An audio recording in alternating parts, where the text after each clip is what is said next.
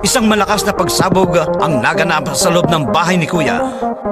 Ito ngayon ang kasong aming tinututukan. Ang natulang pagsabog ay nagmula umano sa isang bomba. Ako si Godzilla, handa ka na ba sa sayaw na di mo ba nakikita? Ako na to ang hinihintay mo, may galaw ako, sabayan mo. Ako si Godzilla, handa ka na ba sa sayaw na di mo ba nakikita? Ako na to ang hinihintay mo, may galaw ako, sabayan mo.